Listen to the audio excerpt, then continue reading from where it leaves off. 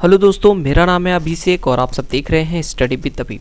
तो दोस्तों, आज की इस वीडियो में हम सीखने वाले हैं कि किस तरीके से हम मासा निकालते हैं किन्हीं संख्याओं का। पहले हम सीखेंगे कि अभाज्य गुणनखंड विधि से किस तरीके से मासा निकालते हैं और उसके बाद हम सीखेंगे कि भाग विधि से किस तरीके से मासा निकालते हैं। तो चलिए वीडियो को स्टार्ट करते हैं। उससे पहले अगर आपने हमारे चैनल को सब्सक्राइब नहीं किया तो सब्सक्राइब कर दीजिएगा और वीडियो को लाइक कर दीजिएगा।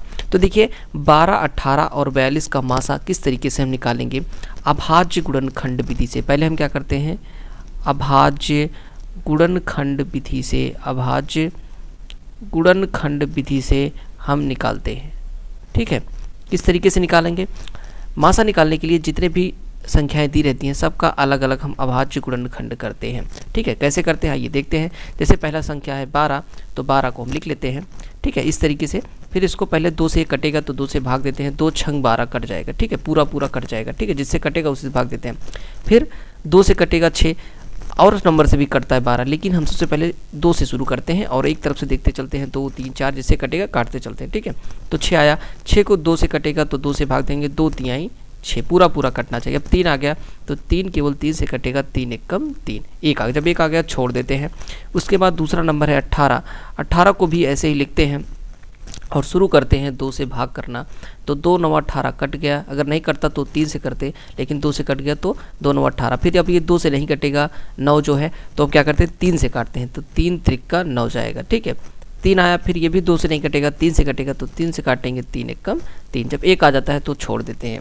फिर इसी तरीके से है 42 यानी कि 42, इसको भाग करते हैं 2 से, यानी कि अभाज्य गुणनखंड निकालते हैं तो ये 2 से कट जाएगा, तो 2 दूनी 4, 2 इक्के 2। अब ये 2 से नहीं कटेगा, ये संख्या कटेगी 3 से, तो 3 से काटेंगे इसको, 3 सत्ते 21 आया। 7, 7 ना तो 2 से कटेगा, ना तो 3 से कटेगा, ना तो 4 से कटेगा, ये कटेगा सिर्फ 7 से, तो इसको 7 से काटेंगे, 7 एकम 7। अब आती है बारी अभाज्य गुणनखंड लिखने की। ये सही नियम है जो मैं आपको बता रहा हूँ। तो 12 का अभाज्य गुणनखंड क्या होगा देख लेते हैं। 2 2 3, तो ऐसे लिखेंगे 2 गुणे 2 गुणे 3। इसी तरीके से 18 का हम लिखेंगे। 18 का कैसे लिखेंगे, 2 गुणे 3 गुणे 3, जो जो आ रहा है उसको लिख लेंगे। फिर 42 का है, 42 का कैसे लिखेंगे, 42 का लिखेंगे 2 गुणे 3 गुणे 7। ठीक है, तो गाइस इतना लिखने के बाद हमें क्या करना है, 1 मिनट में आपको बताता हूँ। देखो इतना लिखने के बाद हमें क्या करना है, देखना है कि कौन सा ऐसा नंबर है जो तीनों में आ रहा हो, सिर्फ 2 में नहीं, तीनों में आ रहा हो। अगर 3 नंबर दिए तो तीनों में, 2 नंबर दिए हैं तो दोनों में। ठीक है, 3 नंबर दिए हैं तो तीनों में आना चाहिए। देखो एक नंबर तो है 2 जो कि तीनों में आ रहा है। ठीक, और कोई नंबर है, और एक नंबर है 3।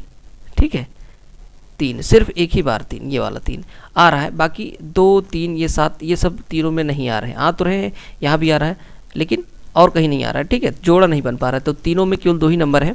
क्या क्या मिले हमको, देखो 3 बार मिला है, लेकिन हम लिखेंगे एक ही बार क्योंकि ये 2 ऐसा है जो कॉमन है। फिर ये 3। ठीक है, कितना आ गया हमारा मासा, इन दोनों का गुणा कर लेंगे, 6 आ गया। समझ में आया। पहले हम क्या करते हैं, सबका अभाज्य गुणनखंड कर लेते हैं, ऐसे लिख लेते हैं। और उसके बाद जैसे 3 संख्याएं दी हैं तो तीनों में जो कॉमन होगा वही लिखेंगे और एक ही बार लिखेंगे। जैसे देखो अगर 3 एक बार और कॉमन होता तो उसको भी हम लिखते, लेकिन 3 सिर्फ एक ही बार कॉमन था, दूसरी बार केवल एक बार इसमें आया हुआ है और कहीं 3 नहीं आया हुआ है। ठीक है, इसलिए हमने नहीं लिखा। 7 भी कहीं नहीं आया हुआ है। ठीक है, 2 देखो ये 2 कॉमन था लेकिन इस 2 का जोड़ा नहीं बन पा रहा था, इसलिए हमने इसको छोड़ दिया। ठीक है, जो जो कॉमन होता है उसको लिख लेते हैं 6। तो यही हमारा आंसर हो जाएगा मासा। इन संख्याओं का मासा क्या होगा, 6। तो ये हो गया अभाज्य गुणनखंड विधि से। अब हम करते हैं इसी चीज़ को भाग विधि से। किस तरीके से, देखिए भाग विधि से करने के लिए जैसे हमें संख्याएं दी हैं 12, 18 और 42, इनका हमें भाग विधि से निकालना है मासा। तो सबसे पहले 2 संख्याओं को हम लेते हैं, इनमें से 2 संख्याओं को लेंगे और ध्यान रखें कि 2 में से जो सबसे छोटी होगी, ऐसे पहले 2 संख्याओं को हम ले लेते हैं। ठीक है, चाहे जो 2 संख्या आप ले सकते हो। तो इन दोनों से मान लो 2 संख्या हम ले लेते हैं, इनमें सबसे छोटा कौन सा है, 12। तो 12 से भाग देते हैं 18 में, यानी कि जो दूसरी संख्या होती है उसमें। तो कितनी बार जाएगा, 12 एकम 12। ठीक है, कितना आया, 6। अब इससे इसको भाग देते हैं जब तक कि नीचे कट ना जाए पूरा। ठीक है, इस तरीके से हम भाग देते चलते हैं। तो 6 से भाग देंगे 12 में, तो 2 बार जाएगा, 6 दूनी 12 कट गया। जब ये नीचे कट जाता है, यानी कि जब शेषफल कुछ भी नहीं बचता, तो हम मानते हैं कि जो ये वाला हमारा नंबर है यही मासा होगा इन 2 नंबर का। ठीक है, तो हमें मिला कि 12 और 18 का मासा क्या होगा, यानी कि ये CF क्या होगा, मासा क्या होगा, 6 होगा। ठीक है, क्योंकि जब भी नीचे शेषफल 0 आ जाए तो हम मान लेते हैं ये वाला नंबर जो होता है वही मासा होता है, लेकिन हमें एक नंबर और दिया है 42। ठीक है, तो हम क्या करते हैं 6 से 42 को भी डिवाइड करते हैं, 6 से 42 में भी भाग देते हैं। जो हमारा मासा आता है दो संख्याओं का, उससे हम जो तीसरी संख्या है उसको भी डिवाइड करते हैं, तो ये भी इससे डिवाइड हो जाएगी 6 सत्ते 42 एक ही बार में। अगर नहीं होती तो हम और इस यही प्रक्रिया फिर से अपनाते।